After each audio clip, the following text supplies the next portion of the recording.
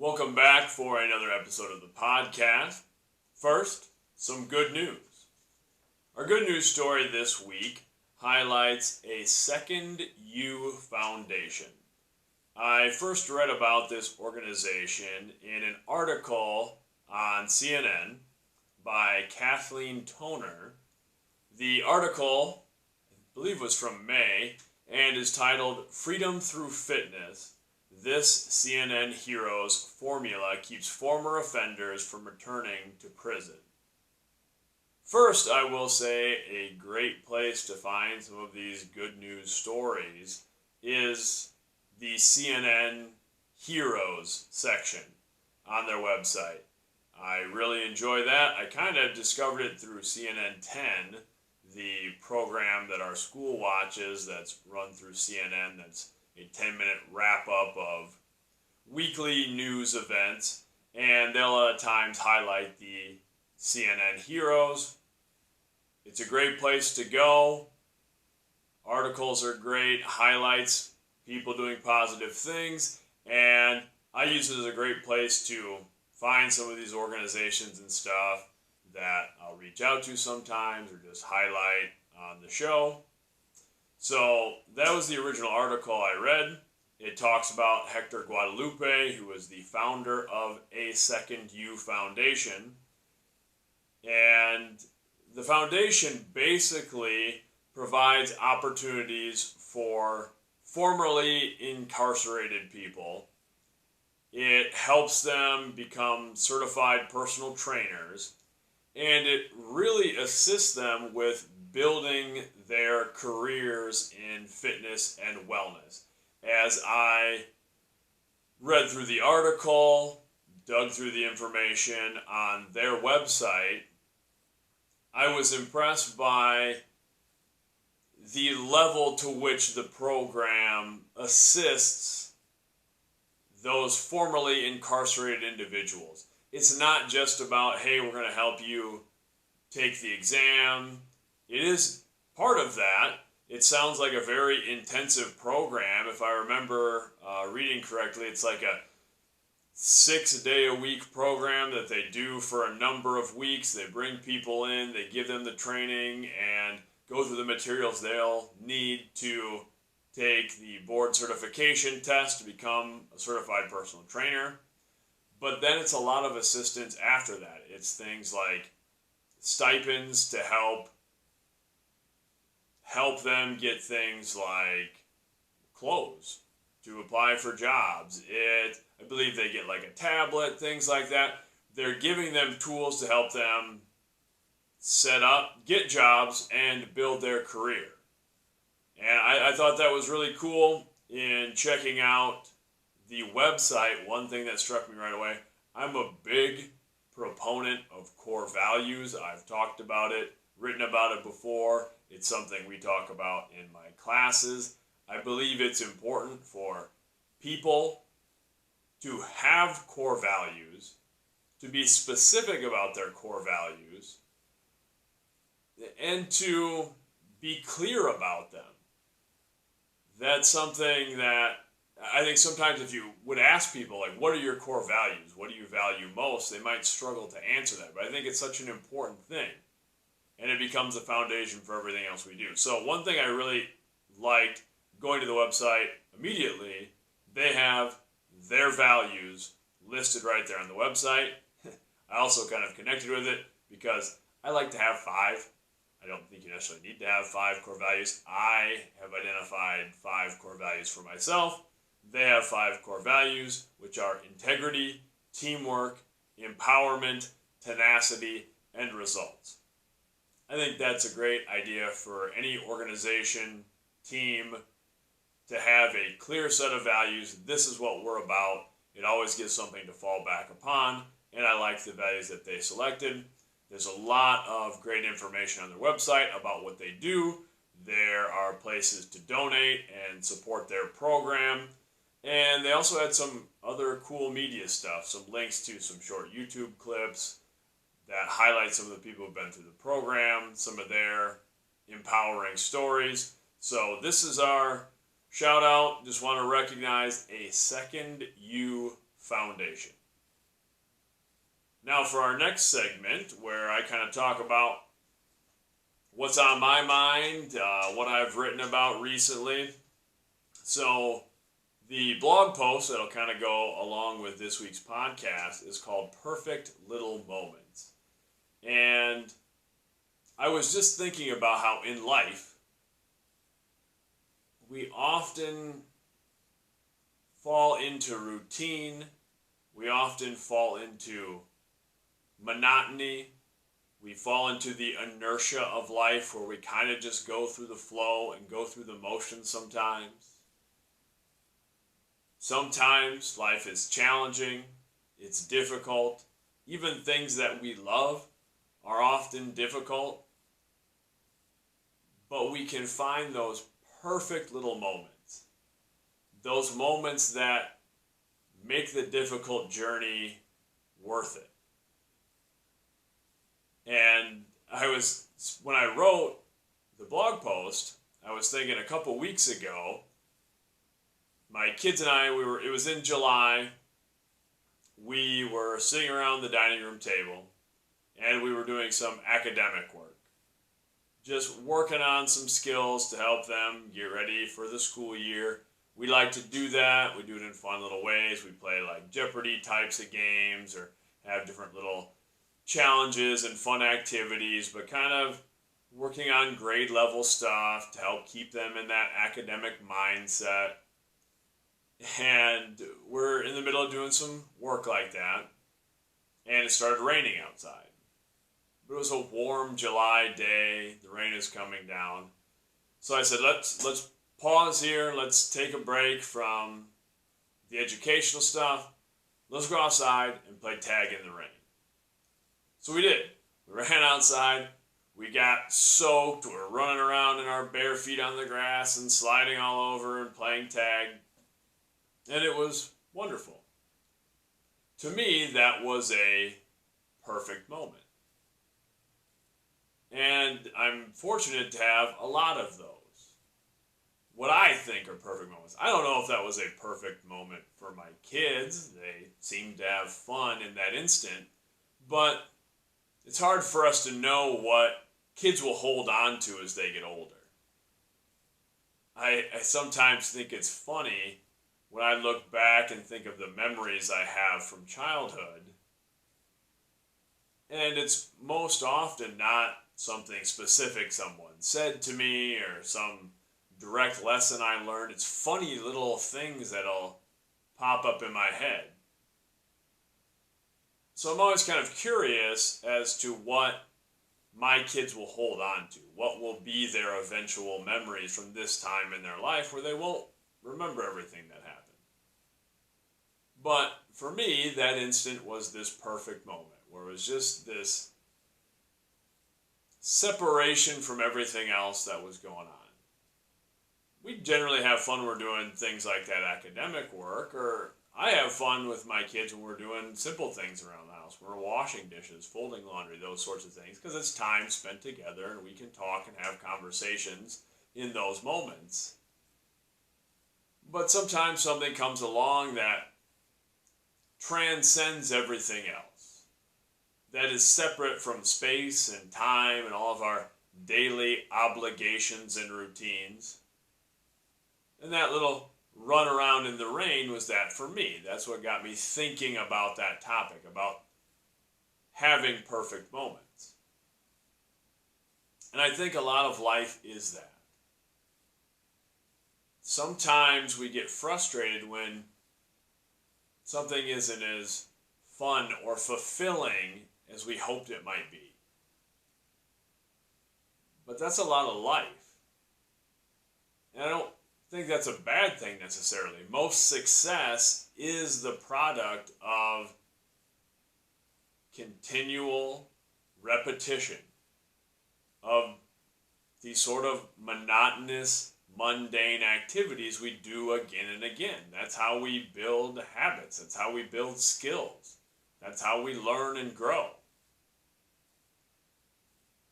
But on those journeys, there are little things that let us know it's all worth it.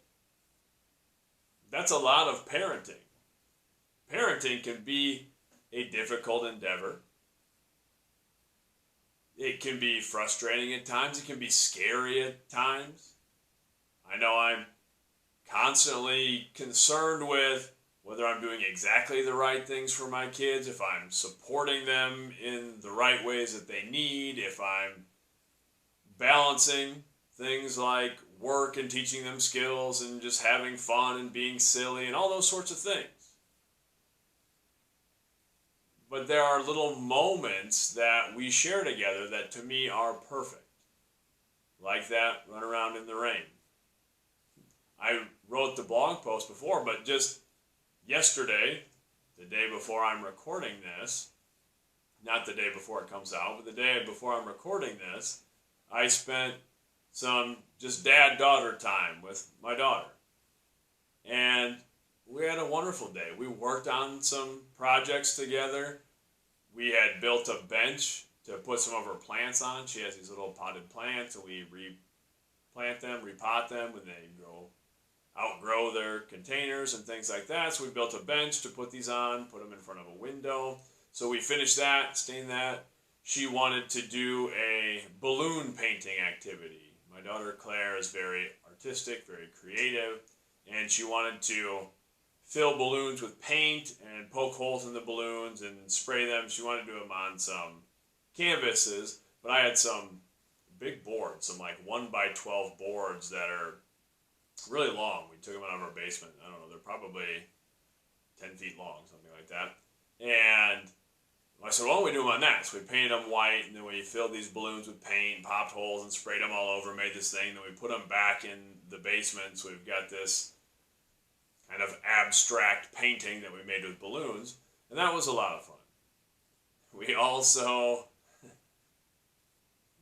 we had a funeral for a wild rabbit, basically, because, longer story short, Claire had been trying to nurse back to health this wild rabbit that had gotten mauled in our backyard. We have a lot of rabbits in our backyard.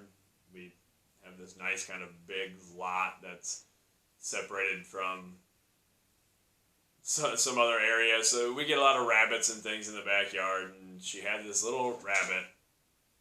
And basically we had been gone on a trip. We found some newborn rabbits in our garden when we got back from a trip, because we hadn't been in there every day. We had been out of the garden for about a week.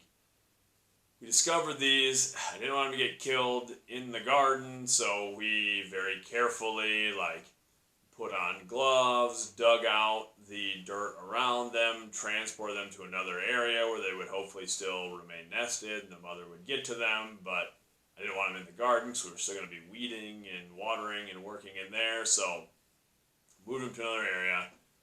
We would kind of check back in to see where they were, see if they were surviving. They'd made it a few days, and then they were gone, so we didn't know if they'd all lived. But then pretty soon thereafter, we started seeing little rabbits hopping around, not the newborns, but these little ones. So don't know if it was the same litter of rabbits, but very well could be. Claire has been convinced it's the same group of rabbits.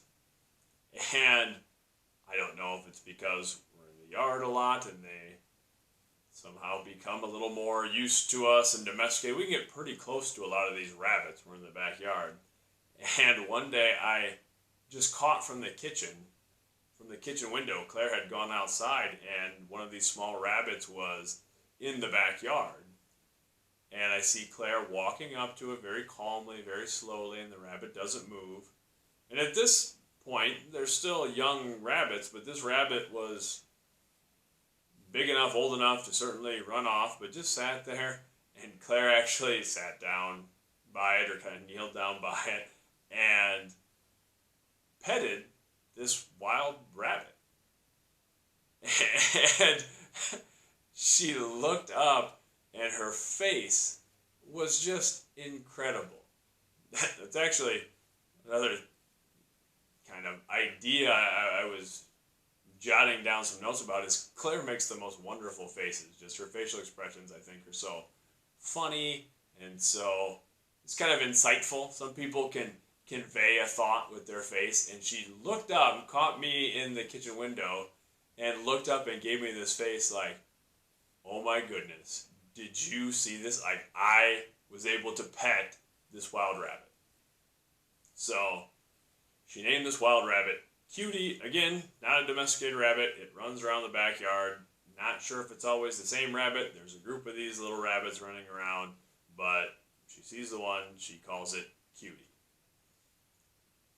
Anyway, we get home the other day, and we also have some cats that roam around our neighborhood.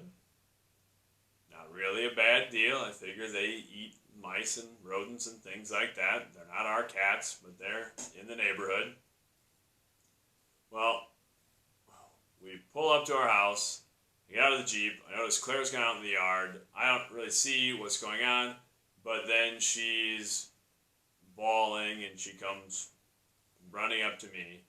She's like, that cat is eating Cutie. Huh. Okay, so this cat has attacked this little rabbit.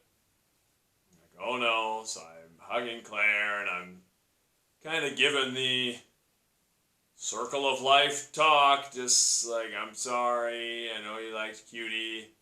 Sometimes that happens, and this cat kind of roams around, and we don't mind when the cat's eating mice and things like that, but we like this cute little rabbit, and just kind of doing that spiel.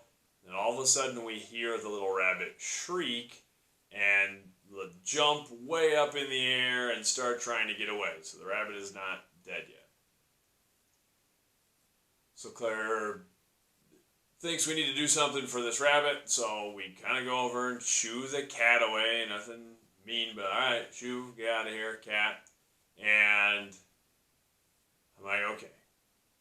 And Claire's like, we need to take care of this rabbit. And the rabbit is pretty badly hurt, but is alive.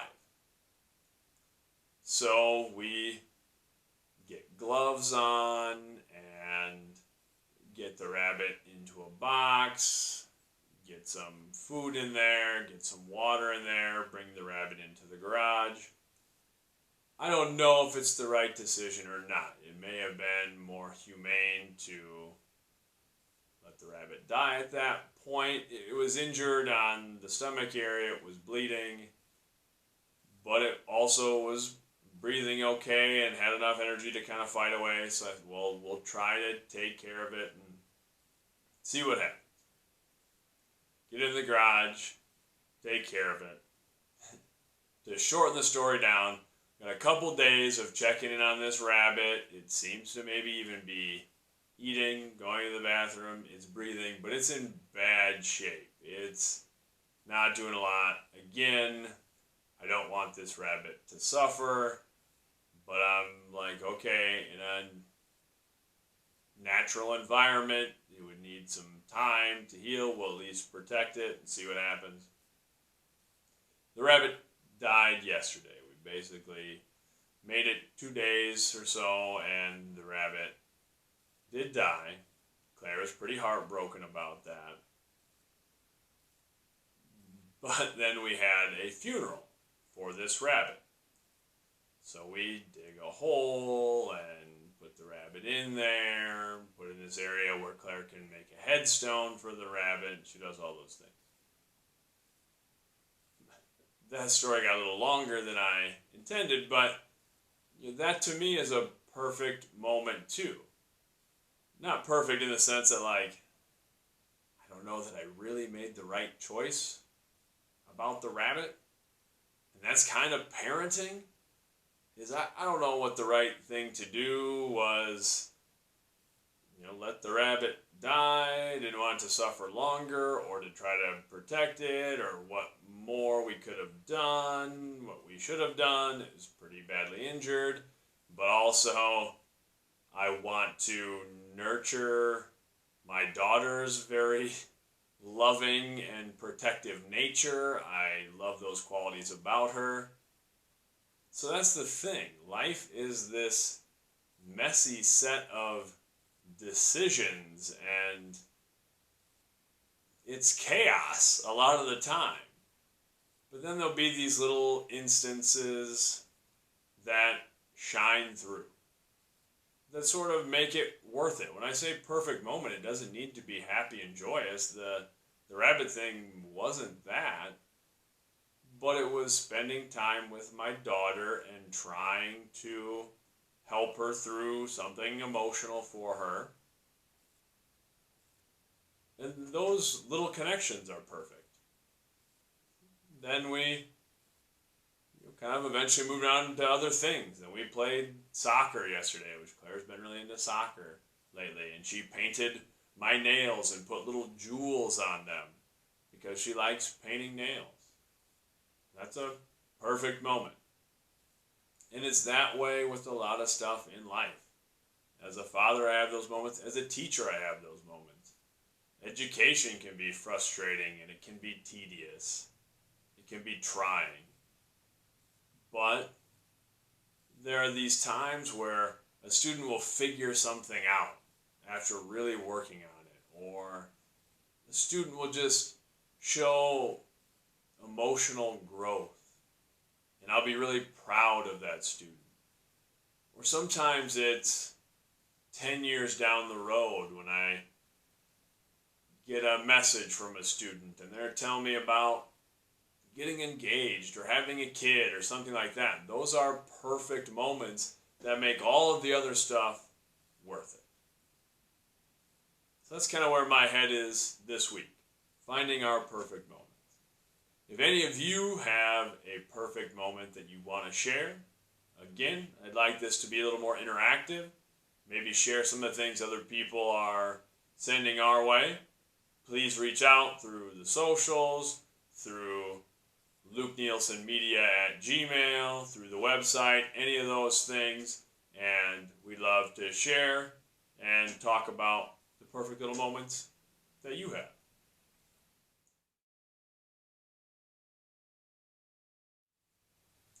And now for this week's sponsor. This week's episode is brought to you by Birthday Cake. You made another trip around the sun without dying. Have some sugar bread covered in sugar paste.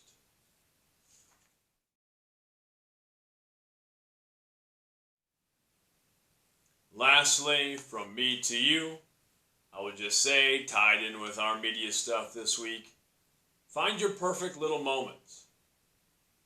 Understand that nothing is going to go exactly as you plan. The picture you've created in your head may not be your reality. But that's okay. Find those perfect little moments. Find those things that fill you with joy, with a sense of purpose, with a sense of peace, and go after those things. Follow those things. Don't think you have to fit into someone else's expectations or someone else's picture. Don't think you have to live the life anyone else wants you to live. Find those little things that hook you, that live inside you.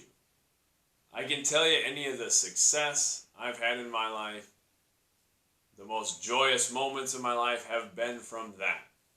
Have been from finding those things that give me that sensation of this moment is perfect. And then I try to chase after those things, realizing that the whole experience isn't going to be perfect. That oftentimes the road, the journey is going to be difficult. But it takes the difficult road to find the perfect moment. I think it's hard to just fall into those perfect instances. Because there's something about the struggle that makes a payoff much more rewarding. That makes something so much more fulfilling. So ask yourself, what are the perfect moments in your life? What are the things that you do, the situations you're in where you say, this feels right? And then you don't really have to question beyond that. That just in your gut, in your heart, in your spirit, it feels right. And then keep pursuing those things. Have a great week. Much love.